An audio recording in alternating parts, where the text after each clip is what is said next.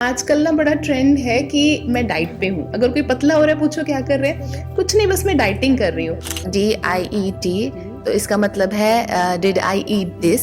So basically इससे कुछ डरने वाली बात नहीं है कि आप डाइटिंग पे हैं और आपको कुछ खाने को नहीं मिलेगा, बल्कि इसका मतलब ये है कि आपने एक दिन का पूरे दिन का न्यूट्रिशन फॉलो किया है या नहीं किया है। तो क्या ऐसे भी होता है कि जैसे मैंने डाइट प्लान ले लिया, ठीक है, मैं ठीक हो गई, तो उसके बाद फिर मैंने वो डाइट प्लान को फॉलो नहीं किया। अगर आप बोले कि आज हम शुद्ध क्लीन ईटिंग कर रहे हैं, प्योर खाना खा रहे हैं और थोड़े टाइम बाद हम फिर से चीनी, शुगर, मीठा ज़्यादा खाना शुरू कर दें, वो पॉसिबल नहीं है, क्योंकि ये आपका लाइफस्टाइल इशू है, इसको आपको सुधारना पड़ेगा। कीटो डाइट, हाँ जी, बड़ा ट्रेंड चला उसका, वो क्या था, उससे मतलब क्या फायदा होता था? बेसिकली वो डाइट है हाई फैट और हाई प्रोटीन डाइट है। अगर आप एक लॉन्ग जर्नी पे हैं डाइट वेट लॉस की, जैसे सपोज आपको 30-35 kgs वेट लॉस करने वाला है, तो आप एक तरीके के पैटर्न से बोर हो जाते हैं। तो वो उस ब्रेकेज को तोड़ने के लिए, या आपके वेट लॉस प्लेटू की बात करें कि वेट अड़ गया, आपका जा ही नहीं रहा, उसको तोड़ने के लिए ये कारगर है। बट लंबे समय तक अगर इन्हें यूज़ किया जाए तो इसके हार्म्स भी हो सकते हैं। कोई मोमेंट हो कि आपने किसी को डाइट प्लान दिया और उसका रिजल्ट बहुत अच्छा आया? नो डाउट सबके रिजल्ट अच्छे होंगे, लेकिन कोई ऐसा स्पेसिफिक जो एक मेमोरी बन गया हो? जब मैं अपनी प्रैक्टिस कर रही थी और उसके बाद मैंने एक क्लाइंट लिया, अपना पहला क्लाइंट था कह लो वो, क्योंकि मैंने 1.5 साल फ्री ग्रुप्स चलाए थे जब मैं अपनी प्रैक्टिस कर रही थी। उसके बाद जिसको कहते हैं पेड क्लाइंट की बात करूं, तो she was my first client. वो मुझे आज तक सपोर्ट करती हैं, एंड अगर आप कहीं भी मुझे कहीं भी सपोर्ट करने की बारी आए, ऑनलाइन देख लीजिए या नोटिस बोर्ड देख लीजिए, कहीं भी उनका सबसे बड़ा कमेंट होता है, she lost in 2 months in 11 kgs। Thyroid थी उनको उस टाइम पे, and she was 55 that time.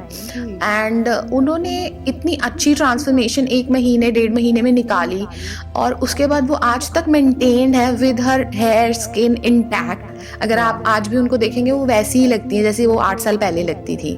तो अगर वो ये सुनेंगी भी, मुझे लगता है वो तब भी कमेंट कर देंगी। तो she is like my favourite in Jalandhar if I talk about.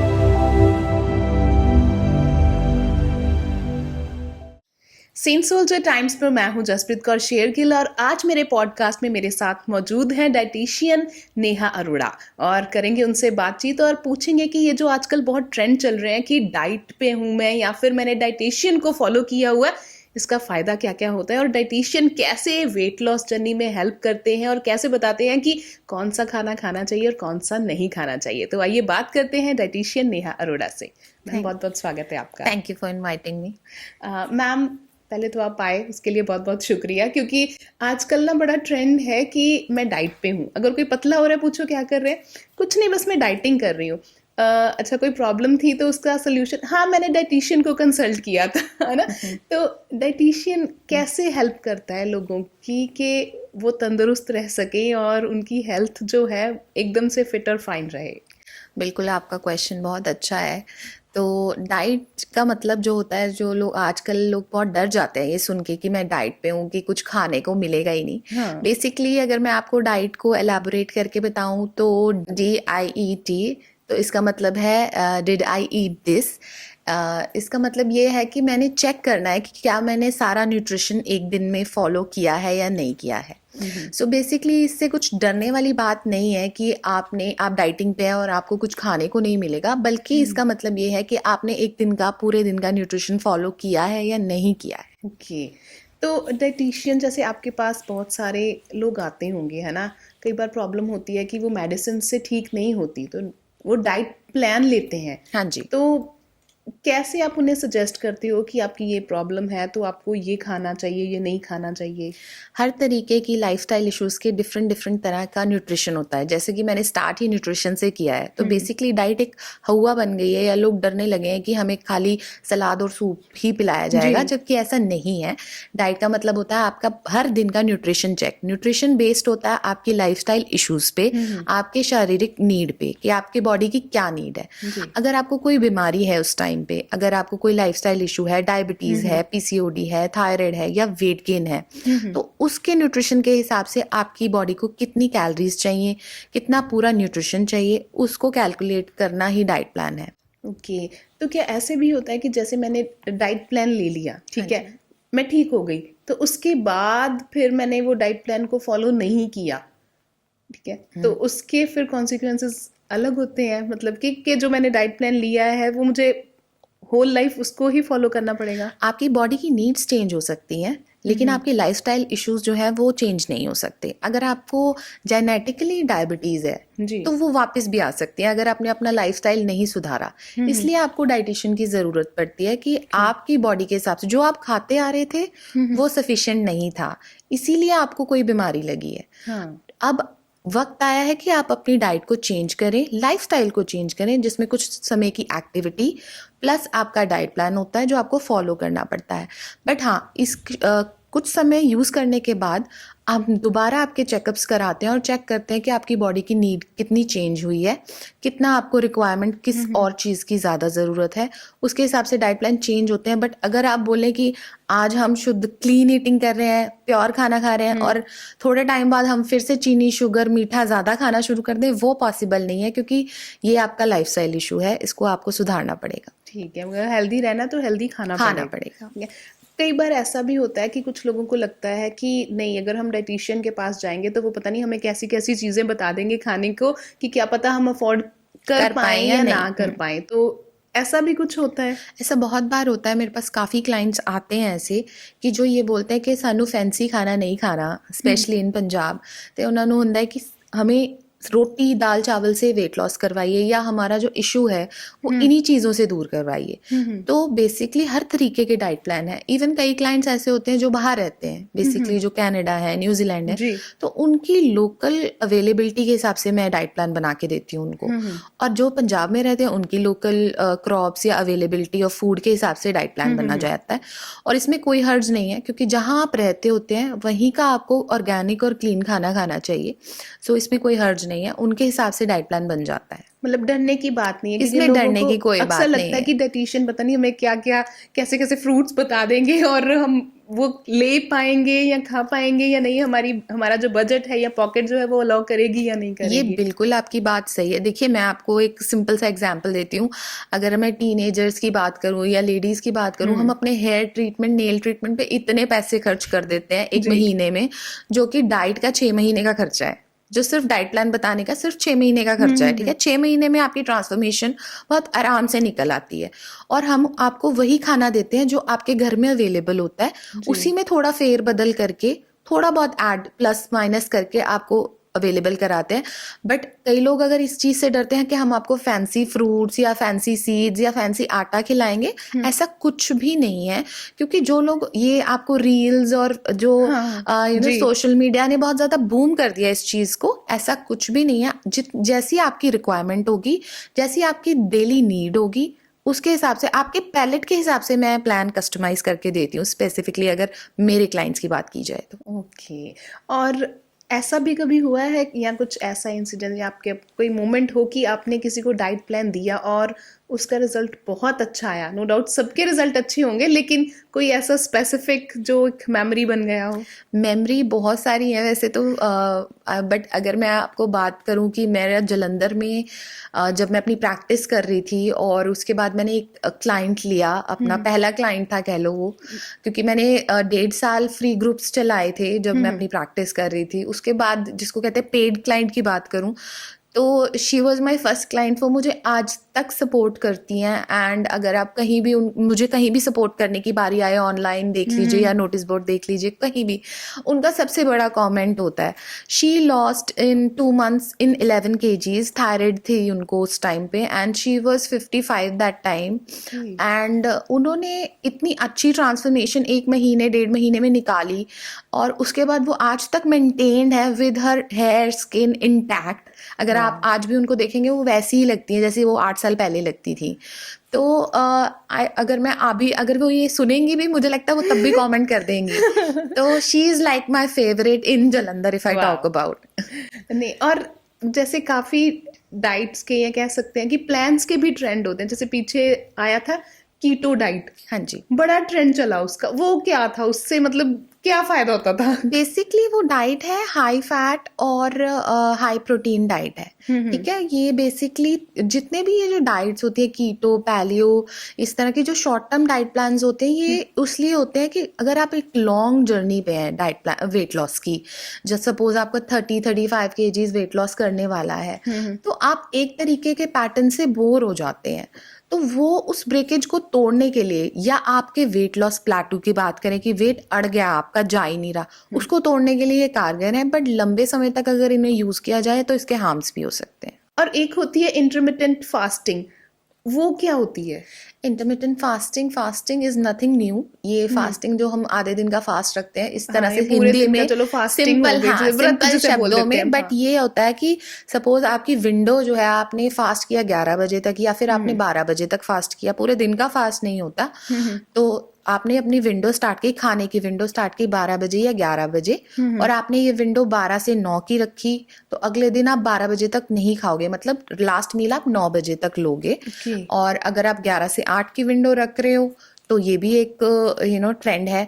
कई लोग बहुत छोटी विंडो भी रखते हैं, डिपेंड करता है कि आपकी जो एपेटाइट है वो कितनी है, या आपके पास अवेलेबिलिटी ऑफ टाइम कितना है कुक करने का भी। बहुत सारी चीजें, फैक्टर बहुत मैटर करता है, बिकॉज जो आपको सोशल मीडिया पे दिखाया जाता है ना, कि ये सुंदर सुंदर पिक्चर्स दिखा देते हैं कि 8 बजे ये लिया, 7 बजे ये लिया, तो this is not easy. Basically आपकी अवेलेबिलिटी होनी चाहिए, ठीक है, वो 6 मील खाने की या 4 मील खाने की, प्लस आपके पास उतना टाइम होना चाहिए उन मील्स को बार बार, क्योंकि एक मील अगर आप 12 बजे ले रहे हैं तो आप फिर 3 बजे किचन में जाके वो खाना नहीं बनाना पसंद करेंगे। बिल्कुल। फैक्ट ऑफ लाइफ यही है, क्योंकि हम लोग तो ग्राउंड रियलिटीज पे काम जी। करते हैं। बीइंग अ डाइटिशियन, हम 10 साल से इन्हीं चीजों पे काम कर रहे हैं, लेकिन बस नई नई चीजों के नाम दे के आपको रील्स में बताया जाता है। तो बेसिकली ये अगेन वही बात आ जाती है, जब आपका प्लेटू हो जाता है तो हम लोग ये सजेस्ट करते हैं कि आप इंटरमिटेंट फास्टिंग कर लीजिए। इसके रिजल्ट्स थोड़े से फास्ट हैं, लेकिन अगर आप इसको छोड़ते हैं तो it can definitely lead to different problems, और लॉन्गर पीरियड ऑफ टाइम के लिए सजेस्टेबल नहीं है। और कई बार ऐसा भी होता है कि अगर हमने फास्टिंग की है या फिर ज़्यादा देर तक डाइट पे हैं, तो उसके बाद हम एकदम से हमें ज़्यादा भूख लगती है, खाना शुरू करते हैं, तो वेट गेन ज़्यादा हो जाता है, ऐसा भी होता है? एक्चुअली ये आपको एक सिंपल सा एग्जांपल देती हूँ। सपोज आपने मेरे साथ साइन अप किया हुआ है और हम लोग एक डाइट प्लान 2 महीने तक फॉलो कर रहे हैं, ठीक है। इसमें क्या होता है कि हम लोग ऑटोमेटिकली आपकी जो एपेटाइट को है हम क्लोज कराते हैं, मतलब हम आपको ऐसे फिलर फूड्स देते हैं खाने के लिए, जिससे आप ज्यादा देर तक फिल रहे और आपको भूख ना लगे बार बार। तो अगर आप सपोज 2 महीने की डाइट के बाद आप गोवा चले जाते हैं और या कहीं घूमने भी चले जाते हैं या शादी अटेंड करते हैं, तो वहां पे आपकी डाइट जो है वो अलग हो जाएगी, ठीक है। आपकी एपेटाइट खुलना बोलते हैं उसको, एपेटाइट खुल जाएगी। उसमें क्या होगा, आपको 7 कोर्स 5 कोर्स मील सर्व किए जाएंगे, जिसमें आप बार बार भी खाएंगे जी। और वेट गेन भी होगा, ठीक है। तो ये हो जाता है कि जब आप एक डाइट प्लान में रिस्ट्रिक्ट हो जाते हैं तो आपकी एपेटाइट क्लोज हो जाती है, और जब आप इस तरह से कुछ ज्यादा लीवरेज से खाना शुरू कर देते हैं तो आपकी एपेटाइट खुल जाती है, जिससे वेट गेन की टेंडेंसी बढ़ जाती है। बट हमें क्या करना चाहिए, हमें उस चीज को बैलेंस करना चाहिए। वापस आके जब आप दोबारा रिजॉइन करेंगे अपने प्रोग्राम को, तो वो आपको हेल्प करेगा आपका वेट बैलेंस करने में। Okay. और बहुत बार ऐसा भी होता है कि प्रोटीन की बात होती है या फिर कुछ न्यूट्रिशन ऐसे होते हैं जो कह देते हैं कि नहीं, वो आपको मीट से या नॉन वेज से ही मिलेंगे, मतलब अगर आप वेजिटेरियन हो तो आपको वो चीज़ें नहीं मिलेंगी वेज डाइट में। तो क्या ऐसा भी कुछ मिथ है कि नहीं, या फिर ऐसा आपको वेजिटेरियन फूड में भी आपको नॉन वेज वाले जो न्यूट्रिशन है वो मिल सकते हैं? नहीं, देखिए, ये तो न्यूट्रिशन तो आपकी बॉडी की रिक्वायरमेंट के ऊपर डिपेंड करता है। देखिए, पहले कितना ट्रेंड था और काफी लोग ऐसे थे जो वेजिटेरियन, मेजरली वेजिटेरियन थे, ठीक है। अब लोग बाय चॉइस नॉन वेजिटेरियन बन जा रहे हैं, बिकॉज उनको एक ये है कि हम जिम जा रहे हैं या हमारी प्रोटीन रिक्वायरमेंट ज्यादा है, ठीक है। बिल्कुल मैं समझ रही हूँ, कंप्लीट प्रोटीन जिसको हम बोलते हैं, सारे अमीनो एसिड्स वेज डाइट में नहीं होते, बट येस हमारे पास सपोर्टिव ऑर्गेनिक सप्लीमेंट्स होते हैं जो वो आपको हेल्प कर सकते हैं एक अच्छा बॉडी अचीव करने में। प्लस अगर आप इस वजह से चेंज कर रहे हैं कि नॉनवेज से आपको प्रोटीन मिलेगा, बट आप ये भी देखिए कि आपकी जो ऑर्गेनिक हैन है वो खा क्या रही है। सो बेसिकली प्रोटीन तो मिल जाएगा, बट उसके साथ साथ कुछ एडिशनल, कुछ ऐसा ना मिले जो आपकी बॉडी को नहीं चाहिए। हाँ। तो don't go by just myths. ये सोचिए कि आप पहले अपनी बॉडी को एनालाइज करिए कि आपकी बॉडी की नीड क्या है। अगर आप एक बॉडी बिल्डर है तो शायद आपको नॉर्मल से भी ज़्यादा प्रोटीन चाहिए होगा। आप वेट लिफ्ट करते हैं तो भी ज़्यादा चाहिए होगा। बट अगर आप एक नॉर्मल हाउसवाइफ वर्किंग लेडी हैं तो आपको आपके बॉडी वेट के हिसाब से 70 पर केजी 70 ग्राम या 65 ग्राम्स प्रोटीन पर केजी पर बॉडी वेट के हिसाब से आपको चाहिए होगा। तो एवरेज अगर लेडी हमारी 60 केजी की है तो उसको 58 55 grams of protein is enough in a day. ठीक है, तो this is to sustain your nutrition. But weight loss की बात करूँ तो 60 ग्राम्स ऑफ कोर्स एवरेज हम ले सकते हैं। बट अगर आप बॉडी बिल्डिंग करती हैं, अगर आपको कट्स चाहिए, लीन फिगर चाहिए, तो फिर ऑफ कोर्स वो बढ़ता जाता है। तो इस चीज़ का ध्यान आपकी नीड के ऊपर है। Basically it's not about veg और नॉन वेज। और अगर प्रोटीन की बात करें तो वेजिटेरियंस में ऐसी कौन कौन सी सब्जियां या फ्रूट हैं जहाँ से हमें प्रोटीन मिल सकता है? सो प्रोटीन तो सबसे पहले हम अपनी दालों को, जो मिथ बनाया हुआ हमने दालों से लोग डरने लगे हैं, विच इज़ नॉट गुड। तरीका डेफिनेटली हमें बदलना होगा अपनी दालों को पकाने का। तो अगर मैं बीन्स की बात करूँ, सोयाबीन हो गया या रोंगी जिसको हम बोलते हैं, रेड दाल हो गई, रेड लेंटिल हो गई, मसूर दाल हो गई, मूंग दाल, these are the best thing you can add in your diet. ठीक है, आपके पेट के लिए, आपके गट के लिए। जो लोग बिल्कुल ही दालें छोड़ देते हैं उनको कॉन्स्टिपेशन के इश्यूज हो जाते हैं, है ना, प्रोटीन नहीं मिलेगा, आपके नेल्स खराब हो जाएंगे, फिर आप बोलेंगे कि कोलेजन, स्किन इलास्टिसिटी खराब होने लग जाएगी। तो दालों से नहीं डरना अगर आप वेजिटेरियन हैं। ठीक है, एंड देन उसके बाद आपके टोफू हो गया, सोयाबीन वड़ीज हो गई, है ना, जो हम वड़ियाँ पहले भी बनाया करते थे दाल की, है ना, है ना, दैट इज सो ऑर्गेनिक, वो खानी चाहिए हमें। ठीक है, उसकी सब्जी हमें खानी चाहिए। एंड मटर हो गए, बीन्स हो गए, पनीर हो गया, कर्ड हो गया, these are the protein sources. Milk से भी हम कुछ हद तक डरने लगे हैं बिकॉज मिल्क में अडल्ट्रेशन बहुत ज्यादा लेवल की है। तो इसलिए अगर मैं मिल्क प्रोटीन की बात करूं तो that is like a 50-50, but बाकी चीजें आपको डेफिनेटली प्रोटीन दे सकती हैं। और एक आम इंसान को, कॉमन मैन को, अगर डेली की हेल्दी डाइट लेनी है अपने आप को फिट रखने के लिए, तो वो प्रोसीजर क्या होगा कि एक दिन में हमें क्या क्या खाना चाहिए हेल्दी रहने के लिए? बेसिकली अगर आप किसी भी स्कूल या किसी क्लिनिकल इंस्टीट्यूट पे जाएंगे, वहाँ पे सिंपल सा एक चार्ट बना होता है ना, फूड ट्रायंगल जिसको हम बोलते हैं। So that is the simple thing you can follow. आप गूगल पे चेक करोगे, आपको पता लग जाएगा कितने मील्स। जबकि अगर मैं आपको बात करूं तो अगर हम उसको A to Z भी फॉलो नहीं कर पा रहे, अगर हम आधा भी 60 to 80% भी फॉलो कर लेते हैं तो भी आपकी काफी न्यूट्रिशन वैल्यू उससे पूरी हो जाएगी। बट बेसिकली हम उतना बनाना भी नहीं चाह रहे हैं, हम उतना खाना भी नहीं चाह रहे हैं। हम बेसिकली शिफ्ट क्या कर रहे हैं, सप्लीमेंट्स में फिर लोग बेच रहे हैं उसको फैंसी बना बना के। कोई आजकल तो सप्लीमेंट्स की, चॉकलेट्स भी सप्लीमेंट्स की आने लग गई हैं। तो don't go by that. I would say कि जितना आप ये भी प्रोसेस्ड ही कहलाएगा। ठीक है, जितना पैक करके आपको सप्लीमेंट दिया जाएगा गमी में डाल के या चॉकलेट में डाल के या पैलेट बना के उसका, दैट वुड नॉट हेल्प। वो आपकी बॉडी में इतना एब्जॉर्ब नहीं करेगा। वो आपको सपोर्ट कर सकता है बट आप होल सोल उस पे नहीं रह सकते। तो जितना हो सके घर बनाइए, घर खाइए। तो खाना क्या क्या चाहिए उस चार्ट के अकॉर्डिंग? उस चार्ट के अकॉर्डिंग ये है कि फूड चार्ट होता है ना, तो आपकी जो सर्विंग्स होती हैं, आपकी 2 फ्रूट की सर्विंग उसमें बोली जाती है, मिल्क होता है, उसमें थोड़ा मीट होता है, उसमें थोड़ा अगर वेज की बात करूँ तो पनीर से बनी हुई आइटम, कर्ड्स हो गई, है ना। तो बेसिकली एवरेज जो कर्ड आइटम्स होती है या मिल्क आइटम्स मैं बोलूँ, वो आपको 500 ग्राम्स मिल्क से बनी होनी चाहिए। उसी में आपकी कर्ड आ जाती है, पनीर आ जाता है, मिल्क, एक ग्लास ऑफ मिल्क आ गया, या आपके चाय में जो मिल्क डलता है, बट ऑफ कोर्स वो मिल्क कंसीडर नहीं होगा चाय वाला। तो और उसके बाद जो मेन चीज़ है जिसको हम बिल्कुल ही स्किप कर देते हैं, लोग प्रोटीन करने के बाद ये भूल जाते हैं कि फाइबर कितना इंपॉर्टेंट है हमारी बॉडी के लिए। बिकॉज क्या है कि जिम में हमारे गट के लिए, हमारी स्किन के लिए और हमारे रेगुलर बाउल मूवमेंट के लिए फाइबर इतना इंपॉर्टेंट है। फाइबर एनरिच्ड फूड कौन से होते हैं? कि अगर फाइबर आपका रोटी में होता है, जिससे आप बहुत ज्यादा डर जाते हैं। ठीक है, फाइबर आपका सैलेड में होता है, फ्रूट में होता है, ठीक है, दालों में होता है फाइबर। ठीक है, तो जो मेजर पोर्शंस होंगे आपके दिन के 2 वो होंगे फ्रूट्स के, और 1 पोर्शन या 2 पोर्शन सैलेड के होने चाहिए। ठीक है, और ये बहुत ज़रूरी है। सब्जियां जिसको हम ग्रीन वेजिटेबल्स भी बोले या दूसरी सब्जियां भी बोले, उसमें भी फाइबर होता है। तो बेसिकली आपका जो मील होना चाहिए दोपहर को, एक दाल होनी चाहिए, है ना, और साथ में एक सब्जी होनी चाहिए, थोड़ी सी कर्ड या लस्सी होनी चाहिए। तो ये एक न्यूट्रिशनल मील की बात कर रही हूँ, जिसमें 1 या 2 रोटी हो सकती है, डिपेंडिंग ऑन कि आपने सुबह क्या खाया और रात को क्या जी। खाया है, ठीक है। उसके बाद जो मील्स होते हैं वो आपके कंसिस्टेंट ऑफ मीठा नहीं होना चाहिए साथ में, क्योंकि न्यूट्रिशन को रोकता है वो। तो आप बाद में या मिड मील में मीठा खा सकते हैं थोड़ा बहुत, जो आपकी बॉडी की रिक्वायरमेंट है। जी। और अगर आप ओमिट करते हैं तो that is sugar is not helpful in any case. वो सिर्फ आपके पैलेट को शांत करती है। और ऐसा भी है कि लोग एक कह सकते हैं कि एक फ्रेज भी है, कहावत भी है कि सुबह का जो नाश्ता है वो हमें एक राजे की तरह करना चाहिए, you know, breakfast like a king and हाँ। Lunch like a common man and dinner like a beggar. हाँ। तो ये सच है। ये इसलिए, ये तो देखो, ये कहावत भी अंग्रेजों की बनाई हुई है ना। तो पहले क्या होता था कि बिल्कुल लेकिन पहले क्या होता था, लोग शारीरिक काम पे ज्यादा जाते थे, है ना। जी। तो हमारे जो ब्रेकफास्ट होते थे वो होते थे मक्की की रोटी, बेसिकली हेल्दी पंजाबियों का वाले यही होता परांठे है ना, हमारे। परांठे हो गए, स्टफ पराठा हो गया, ताकि उनको 4 बजे तक भूख ना भूख लगे, ना लगे। ठीक है।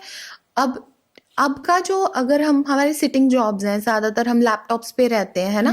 तो सुबह भाग दौड़ हो जाती है, बिकॉज यू कम्यूटिंग, आप घर से निकल रहे हो, आपकी भाग दौड़, इसलिए बोला जाता है कि हैवी ब्रेकफास्ट कर लो। जी। लंच इसलिए बोला जाता है कि आपको ऑफ कोर्स पूरा आधा दिन निकल चुका है, आपको एनर्जी चाहिए। तो शाम को डेफिनेटली लाइट, इसलिए क्योंकि लेट नाइट आप घर पहुंचोगे, लेट हैवी मील ले लोगे, तो that is not suggestible. Meal timely लेना चाहिए। अगेन सबसे बड़ी बात होती है टाइमिंग्स की, कि आप जल्दी खाएं। प्लस ऑफ कोर्स अगर आप पूरा मील ले रहे हो, ब्रेकफास्ट अच्छा कर रहे हो, लंच अच्छा कर रहे हो, तो डिनर में इतना खाने की जरूरत है नहीं। पड़ेगी तो नहीं। सिंपल बात है कि हाँ, हल्का ही खाइए डिनर। नहीं, बहुत अच्छी बात है। और बहुत बार लोगों को ऐसा भी होता है कि 6 बजे के बाद हमने डिनर नहीं करना। तो ये भी कोई लॉजिक होता है कि सच में नहीं करना चाहिए? नहीं, ये लॉजिक बिल्कुल कारगर है। अगर आपको कोई मेजर इश्यूज हैं, लाइफस्टाइल इश्यूज हैं, गट प्रॉब्लम्स हैं, क्योंकि गट प्रॉब्लम सिर्फ ये नहीं होती कि constipation, there are many problems related to gut. और अगर पेट आपका ठीक नहीं आता तो आपका ब्रेन भी ठीक नहीं चलता है। तो इट्स ऑल रिलेटेड। तो इसलिए बोला जाता है कि हैवी, अगर आप सपोज आप बचपन से हैवी खाते आ रहे हैं, है ना, आप बिलीव किए, अगर आप क्लीन ईटिंग पे थोड़ा सा शिफ्ट कर जाएं और थोड़ा सा अर्ली डिनर कर दें, आपको जो नींद आएगी, आई थिंक आप इमेजिन भी नहीं कर सकते। बहुत लाइट फील करेंगे। बट हाँ, कई बार क्या होता है कि कई लोग बहुत रिस्ट्रिक्टिव होते हैं 6 बजे के मील पे। मेरा एजेंडा ये बोलता है कि 6 बजे तक आप कितना टाइम, 6 बजे तक आप खा सकते हो, दैट इज योर कमिटमेंट ना। Yes. अगर आपने दे दी तो you will be definitely a good to go. आपकी स्किन अच्छी रहेगी, आपका डाइजेशन अच्छा रहेगा, आपको गैस्ट्रिक इश्यूज नहीं होंगे। लेकिन इसको सस्टेनेबल, अगर मैं बोलूँ ये कारगर है, सस्टेनेबल है, तो इतना नहीं है। बट येस, आप एवरेज ये ले सकते हैं कि बेड टाइम से 2 घंटे पहले तक आपने कुछ नहीं खाया होना चाहिए, not even a munching. Okay. और जो आजकल का यूथ है या बच्चे जो हैं, मंचिंग से मुझे याद आया कि उनको बस चटर पटर चाहिए खाने के लिए ना। तो आप उनके लिए क्या कहना चाहोगे कि मतलब हम बच्चों को बोले भी कि आपने ये नहीं खाना है, बट कहीं ना कहीं हमें भी घुटने टेकने पड़ते हैं क्योंकि वो मानते नहीं है ना। तो हम उसका क्या हल हो इसमें देखो, सकता आई है? एम अ मदर ऑफ 2, तो मैं बिल्कुल इस चीज से रिलेट कर सकती हूँ आपके क्वेश्चन से। तो हम लोग इसमें 50-50 गेम प्ले करते हैं, और मैं करती हूँ ऑन अ डेली बेसिस, ठीक है। तो मेरे घर में 50% जो होंगे वो स्नैक्स होते हैं, जो 50 to even 60% जो स्नैक्स होते हैं वो होममेड रोस्टेड स्नैक्स होते हैं। मंचिंग के लिए भी, जैसे कि मैं उनको मखाना ऑफर करती हूँ, या मैं उनको चना ऑफर करती हूँ, पीनट्स ऑफर करती हूँ इनफैक्ट। एंड देन मैं उनको होममेड पॉपकॉर्न ऑफर करती हूँ, जिनमें मैं उनकी फेवरेट फ्लेवरिंग देती हूँ, लाइक पेरी पेरी हो गया या ड्राई चीज हो गया, इस तरह से। तो देयर आर मेनी स्नैक्स जो आप घर में बच्चों को करके दे सकते हैं। एंड बिलीव यू मी, जो आप बाहर के फ्रेंच फ्राइज खिलाते हो या घर के पकोड़े दोगे ना, that is more healthy. Yes. समझ गए? क्रेविंग तो शांत होगी ना उससे बच्चे की, फ्राइड खाने बिल्कुल। की। उसको फ्राइड दो। कई पेरेंट्स तो बिल्कुल ही नहीं देते, समझ रहे हो। मैंने देखा है कि 8 साल में ही वो बच्चों को फ्राइड नहीं दे रहे, because suddenly gaining weight. Give them a fry food, घर का बना हुआ, घर के तेल में, नॉट लाइक कि जो बाहर का री फ्राई या फ्रेंच फ्राइज पकड़ाते हो ना, दैट इज अनहेल्दी। बट जो घर की चीजें मंचिंग के लिए आप दे सकते हो. वो even healthy try to make homemade cakes. Even I have a small baby, तो I try to give him a homemade cake, क्योंकि बच्चों को मीठा पसंद है अल्टीमेटली. तो उसको शुगर की बजाय जैगरी से इंट्रोड्यूस कराओ, डेट से इंट्रोड्यूस कराओ, किशमिश से इंट्रोड्यूस कराओ, एंड विच हेल्पफुल. मैं आपको क्लियरली बता रही हूँ कि अगर वो 100% काम नहीं करते ना, तो हम मतलब मेरे घर में वो 50 to 80% काम करता है. बिकॉज उसको पहले क्या होता है, उसका पेट भर जाता है डेट्स खा के या किशमिश खा के, तो फिर उसकी शुगर भूख क्रेविंग कम हो गई. ठीक है, जहां उसने 4 टॉफी खानी थी वो एक ही एक ही खाएगा. खाएगा. That's it. This is simple rule. नहीं, बहुत अच्छी बात है. एंड आई गेस कि शुक्रिया मैं करना चाहूंगी आपका कि आपने इतनी अच्छी बातें की और सजेशंस इतने अच्छे दिए और काफी सारे डाउट्स जो थे वो भी क्लियर कर दिए. Thank you so much for coming and joining us. My pleasure.